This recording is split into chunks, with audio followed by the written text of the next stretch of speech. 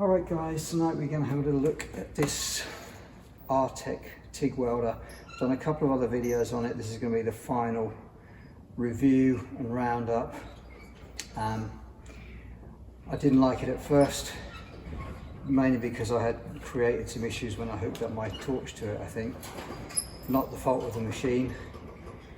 Gradually got used to the settings. I've done a video which I'll link to on the using of the pulse settings. Tonight we're going to try some AC.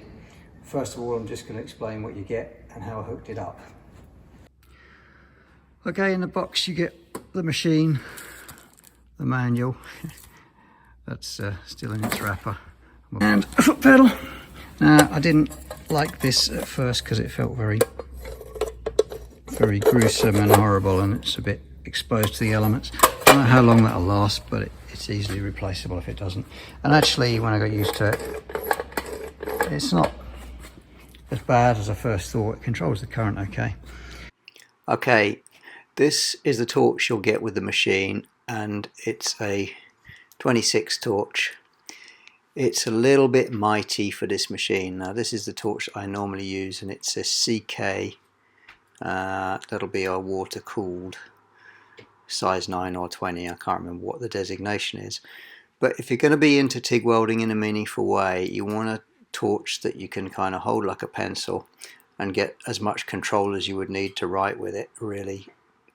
And these bigger torches going to be alright welding heavy section, because this is not a welding machine that can weld heavy sections, so it's a bit clumsy for the size of machine. I would say I wouldn't pair this giant 26 torch with its heavy cable with this particular welding machine. So I'm going to hook up my CK torch. You don't have as much control with these big torches. Okay, so my CK torch is water cooled, and unfortunately that means I've got to hook up the water cooler, and I had to buy one of these little adapters. Okay, don't really need a water-cooled torch with a welder of this size. A decent air-cooled torch of the smaller size would do you. But I did have to buy one of these because the machine has the standard DINS tweed-coast type connectors that modern welders have.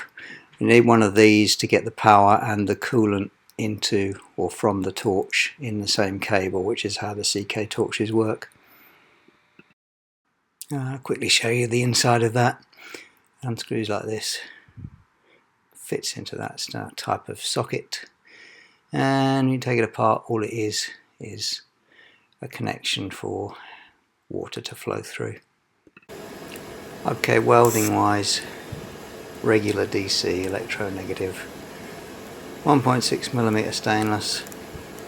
Once I got some gas coverage issues sorted, which I've described in another video that I'll link to, I had no problem. The machine is absolutely fine. As I say, I didn't like it at first, but I soon got used to the settings, and with an hour's practice we were able to produce a nice test piece in a little fixture here, and we sent that away for testing. There's this sheet-to-sheet piece, which eventually came good. This sheet-to-tube, which I always find a little more difficult, but it came okay in the end. I wasn't super happy with it. I didn't think it welded quite as easily as my old Miller, but that may be just that I need to get used to the machine. I used copper on the back of this to avoid too much penetration of the base. This is 1.6mm plate to 1mm tube.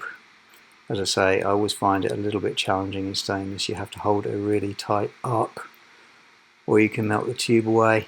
We experimented with the pulsar in the other video. If you want to see that, watch it. But at the end of the day, what matters is that we got an acceptable test. This is the visual, transverse tensile, bend and microscopic test, all of which was acceptable. And then I think I'll just link the other part was the sheet to tube is just section and microscopic examination, which was also acceptable. Alright, so what happens when we go from DC to AC? The amps go up 9. I don't know why. Just the way it is, maybe. A little quirk in the software. But I've grabbed a little bit of more penetration and cleaning, about 120 Hertz, because people like that on aluminium. Everything else much the same, no pulse. Let's see what happens. Okay, the first thing that's happening is my really sharp tungsten is burning away and forming a ball there. And I think this piece of scrap aluminium that I've picked up, maybe one of those 7000 series with some zinc in, because it's a bit grainy and funny welding. So let's just press on for a minute, because I quite like the way the thing welds, although my tungsten, my very sharp, needle sharp tungsten has burned back a little bit there. So I'm going to stop and regroup and regrind, and probably go for a little more cleaning action and a clean bit of plate. Okay, let's just review here. Let's just put that just a tad more on the cleaning side. I'll leave everything else pretty much as it is. A little bit less amps, so I was having to back off the foot pedal a lot there. And let's go again, see what happens. Alright, 59 amps there, not 69. See what happens. Okay, I've got a little bit more tungsten sticking out there. I've just cleaned it and balled it. This is going a whole lot better. It's still penetrating quite a bit, but yeah, I kind of like this a lot more. I'm getting stuck on things which are in the way because I've got the camera balanced on a vise. Everything is in the way. It's kind of hard to weld close up on the wrong side facing a camera, but I like this a lot more. It's running smoothly. The arc is still wandering a bit. Okay, I cleaned the electrode and just reballed it once more, and this is a whole lot better. The arc is not tending to be drawn so much towards the rod as I did. I've got a nice tight arc. Probably just having a couple of beads practice helped a lot, to be honest. This is absolutely fine. This is what I like. This is 120 Hertz, and everything's going well, except my piece has walked up off the table and is starting to move around, but not a problem. Alright, so there's the settings that I liked. AC balance right in the middle, AC frequency right in the middle, between 50 and 250, so it should be around 100 and something Hertz, and that worked really well. I got no complaints with that. I think it focuses the arc a little more than my old Miller would have done at 50 Hertz. I don't know whether that's because the arc really stays focused or because you can use a 3/32 tungsten and it doesn't really ball that much. It forms a little ball on the end, but it just stays a little bit smaller and more controlled than it would at 50 Hertz with the old Synchrowave. And the old Synchrowave doesn't give you a true square wave. It's kind of a chopped down sine wave, squashed as much as it can to be square. That's a bit that I did off camera, and yeah, it's turning out quite neat. Bear in mind I just threw this bit down, and I don't weld aluminium regularly. I don't do any welding of aircraft structures in aluminium because there are very few. On light aircraft there is almost nothing which is made from weldable alloys. Most of it is riveted. Fuel tanks are welded structures, but I don't want to get into welding them. I haven't got all the equipment to purge them correctly and do it safely, so leave that to an expert. Let's try a weld at 50 Hertz just to compare it to the old Synchrowave like for like, see what happens.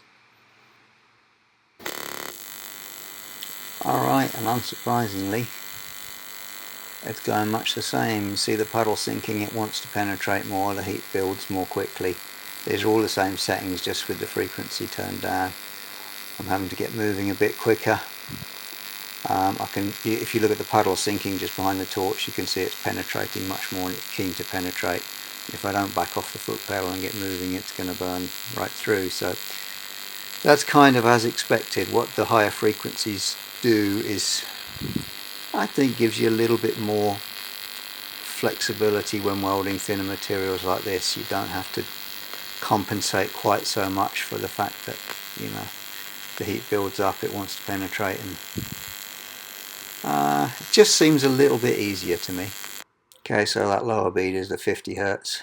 Doesn't look so pretty, and it really tried to penetrate big time until I backed off the pedal a bit. It's not as easy, quite as easy to weld aluminium, or thinner sections anyway, at 50 Hertz. It just seemed to go better at 120. So I'll give them that. It's an improvement, the frequency control. It's not night and day. You can compensate for the low frequency, but I would go for an inverter with AC frequency control if I was welding a lot of thin sections. Right, we should try pulsing on AC, and all we do to activate the pulsar circuit is to turn this pulse current up above the base current, and we'll leave that set with a about 1 pulse per second and a fairly small pulse width. Let's do it. Alright, I can't say I like this very much. I feel like the welder is trying to control me rather than the other way around, so it may be something you get comfortable with, but I don't see much benefit to pulsing on a flat weld on aluminium when you've got control of the filler rod and the foot pedal and everything else. You don't really need to control the heat input with pulse. Aluminium takes heat away from you very quickly, so not mad keen on that. All in all, how do I feel about this machine? I'm fine now. I've gotten used to it. It does everything that I will need to do. It would bother some people that there are not any meaningful numbers on the dials. It doesn't bother me. If you like to know exactly what you're doing, or you need to know exactly what you're doing, there is a digital version with a lot more a lot more ability to change your settings. But this is fine. You got to bear in mind it's about a quarter the price of some of the Miller, Kempe and Fronius machines, and in that respect it's fairly good value for money. If you're a professional welding, making your living day in day out from welding, then you probably need a more expensive and a better machine than this. But if you want to, if you weld occasionally, this will do everything that you need, and as we've seen from the test piece, it's perfectly capable on DC of producing aircraft quality welds. On DC it's not quite as nice as this old Miller Sync Wave. On AC, because of the AC frequency control, I think it's slightly better. I do prefer welding aluminium at higher frequencies, and I notice with the inverter the tungsten does stay a bit sharper, and you can use a smaller tungsten. All in all, value for money, yeah. Longevity, I don't know, I haven't had it that long, but it does everything I will need to do with it, and at the moment I'm very happy with it. Thanks for watching.